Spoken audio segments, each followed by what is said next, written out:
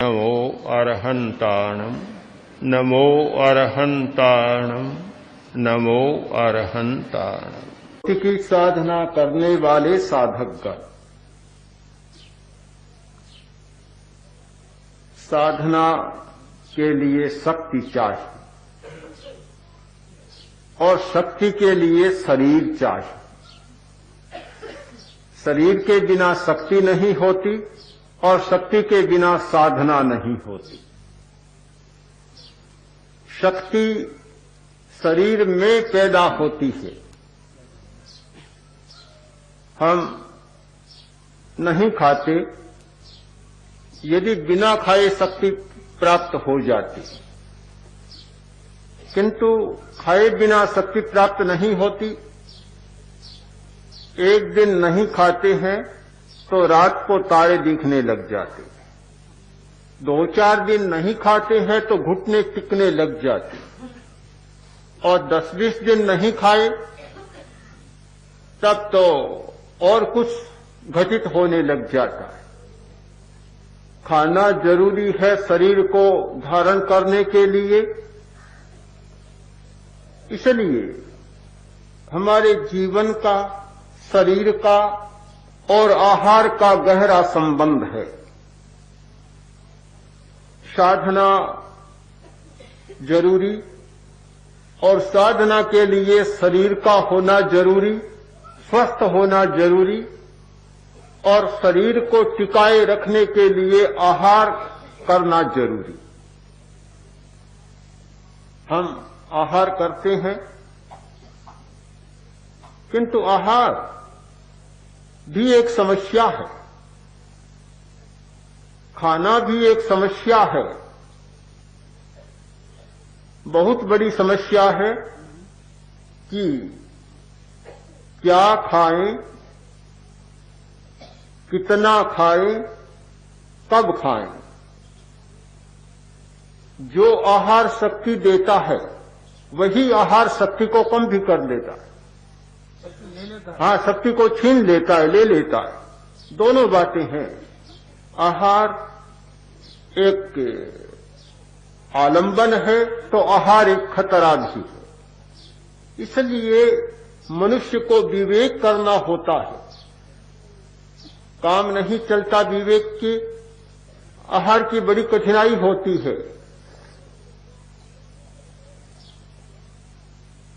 क्या खाएं, एक बहुत बड़ा प्रश्न होता है हर व्यक्ति के सामने और साधक के सामने। क्या खाएं? कुछ लोग पेट भरकर खा लेते, रोटी खाई, खूब रोटी खा लेते हैं। अन्न खाते हैं, पेट भरकर अन्न खा लेते हैं। ऐसा लगता है कि अब भूख नहीं है, पूरा पेट भर गया। पेट भर गया, शरीर को भूख नहीं, पर शरीर को जो मिलना चाहिए वह नहीं मिला। कोरा अन्न खाया तो शरीर को कोरा श्वेत सार मिला। अन्न श्वेत सार होता है, श्वेत सार मिला। शरीर में विभिन्न तंतु हैं, विभिन्न रसायन हैं और विभिन्न धातुएं हैं। उनको अलग अलग चीज चाहिए। शरीर को चिकनाई भी चाहिए, शरीर को खनिज लवण भी चाहिए, शरीर को प्रोटीन चाहिए और शरीर को विटामिन, जीवन सत्व भी चाहिए। वे सारी चीजें नहीं मिलती है, प्रोटीन नहीं मिलता है तो नई कोशिकाओं का निर्माण होने में बाधा आ जाती है, स्वास्थ्य गड़बड़ा जाता है। एक बात से हमारा कोई काम नहीं चलता। अनेकांत, ये जीवन का अनेकांत है, ये शरीर का अनेकांत है। एक से काम नहीं चलता।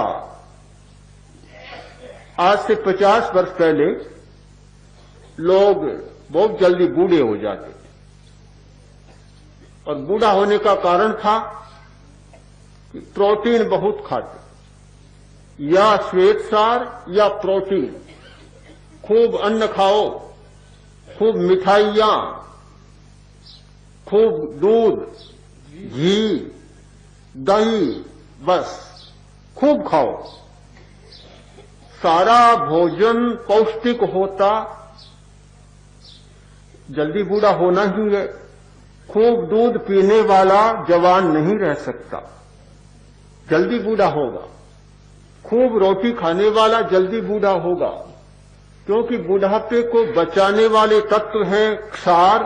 क्षार तो मिलता नहीं, कोरा पौष्टिक मिलता है, अम्लता बढ़ाने वाला मिलता है। हमारे भोजन के दो मूल तत्व होते हैं, एक अम्ल और एक क्षार। कोरा अम्ल तत्व मिलता, अम्ल खटाई बढ़ाने वाला, उससे मृत्यु जल्दी, बुढ़ापा जल्दी, शक्ति क्षय जल्दी और बीमारियों के लिए निमंत्रण।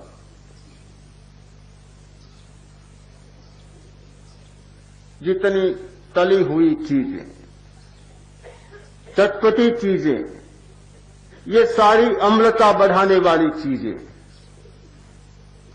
चीनी खाने में तो बहुत मीठी लगती है, किंतु परिणाम उसका होता है अम्लता को बढ़ाना, खटाई बढ़ाने वाली। भारतीय दर्शन का सूत्र याद करें, एक महत्वपूर्ण सूत्र है कि प्रवृत्ति को मत देखो, परिणाम को देखो। घटना को मत देखो, उसके विपाक को देखो। विपाक में क्या होगा? परिणाम में सुंदर होता है वह सुंदर होता है, परिणाम में असुंदर होता है वह असुंदर होता है, परिणाम में मधुर होता है वह मधुर होता है, और परिणाम में कटु होता है वह कड़वा होता है। परिणाम के आधार पर भारतीय दर्शन में सिद्धांत का प्रतिपादन किया गया, प्रवृत्ति के आधार पर नहीं किया गया।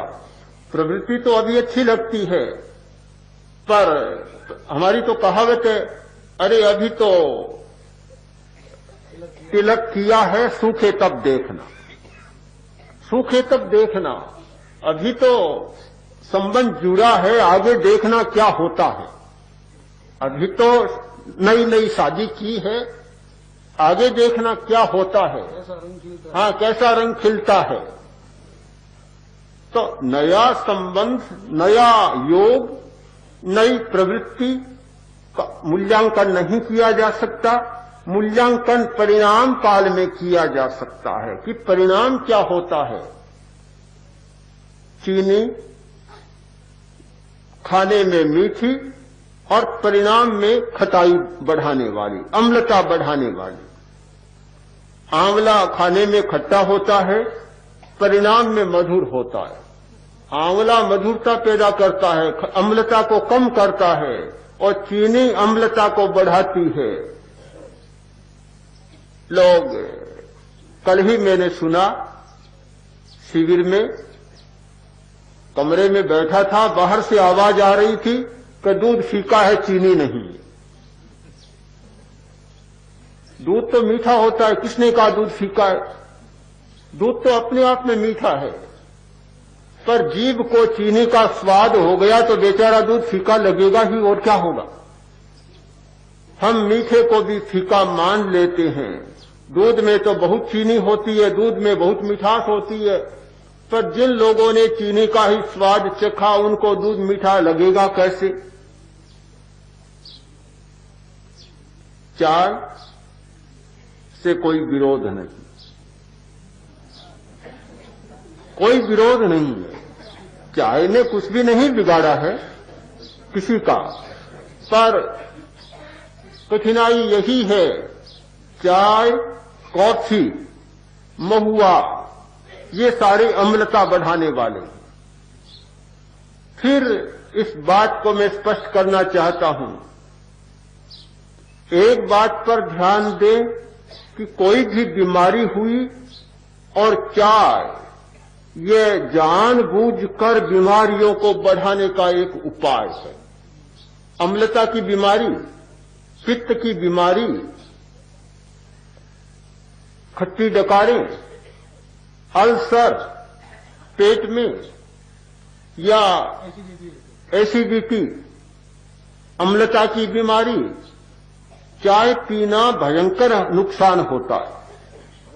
हमें ये ज्ञात होना चाहिए कि किस बीमारी में चाय लेनी चाहिए और किस बीमारी में नहीं लेनी चाहिए। चाय कोई परमात्मा नहीं है जो सारी बीमारियों को मिटा दे।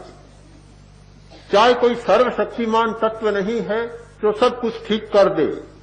स्त्रियों के लिए बहुत जरूरी होता है कि मासिक धर्म की बीमारी और चाय तो उसको भयंकर प्रकोपित करने वाली है। जिसके ये बीमारी हो उसके लिए तो चाय जहर का काम करती है। ये ज्ञान होना बहुत आवश्यक है कि कोई भी चीज हमेशा लाभदायक नहीं होती। दूध बड़ा अमृत माना जाता है, किंतु पेट में गड़बड़, डिसेंट्री, आंख की बीमारी, दूध पिया जाएगा सड़ान पैदा करेगा, सड़ान होगी और बीमारी बढ़ेगी। हर पदार्थ का हर स्थिति में लाभ होता है और हर पदार्थ का एक स्थिति में नुकसान होता है। कोई भी पदार्थ अमृत नहीं है और कोई भी पदार्थ जहर नहीं है। जहर नहीं है, किंतु मात्रा भेद, काल भेद, देश भेद और प्रकृति भेद से हर वस्तु तारने वाली बन जाती है और हर वस्तु मारने वाली बन जाती है। किसी भी वस्तु के प्रति हमारा आकर्षण नहीं होना चाहिए। यह तो अच्छी ही है और यह लाभ करने वाली ही है। लाभ और हानि दोनों का हमारा विवेक होना चाहिए। ध्यान की साधना विवेक की साधना है। ध्यान की साधना एक अंतर्दृष्टि को जगाने वाली साधना है कि हमारी अंतर्दृष्टि जागनी चाहिए, अंतश्चक्षु खुलना चाहिए, जिससे कि हम सच्चाई को देख सकें और यथार्थ को परख सकें।